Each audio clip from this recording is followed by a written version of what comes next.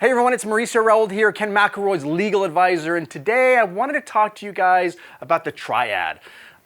This is not my own concept. I want to give credit where credit is due. This is something that I got taught from our good friend Robert Helms over at the Real Estate Guys, but it's been coming up a lot lately, and I just thought it would be a good idea to illustrate this if this is a situation that you come across when you're making investment decisions. But the Triad essentially is three primary things that pop up other than obviously your investment return. So one piece of the Triad is the tax piece. Another piece of the Triad is the asset protection piece.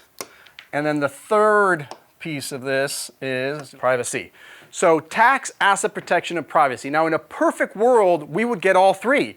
We would put an investment and we would get a nice tax benefit. Maybe we put it into an LLC, get some asset protection, and because of the LLC, there's a privacy, right?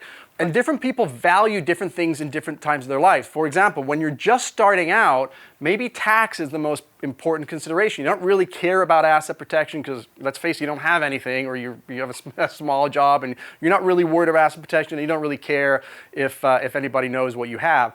But as you get further and further along your career, at some point, asset protection is going to be a little bit more important, and maybe even get to the point that it's more important to you than a tax break. And certainly when you get to sort of the uber wealthy, or you really get to a point where you really have a lot to protect, privacy becomes very, very important. And in fact, privacy is a good component for asset protection. That's one of our strategies that we use for asset protection.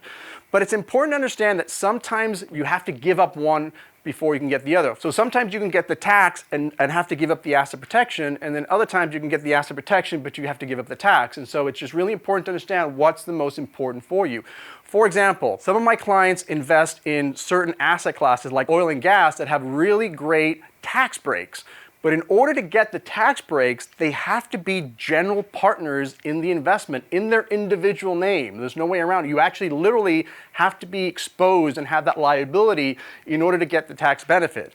So if you're really concerned about asset protection and that's your number one driver, the tax benefits are just not going to make sense for you, right? Another example is privacy. Maybe privacy is really important to you, but in order to get the privacy, you have to put your investments in maybe a corporation in a separate entity that's not going to show up on your tax returns. Well, when you do that, you're going to give up some tax benefits because in a corporation you get double tax, and you're going to give up some asset protection because a corporation isn't necessarily the best asset protection structure.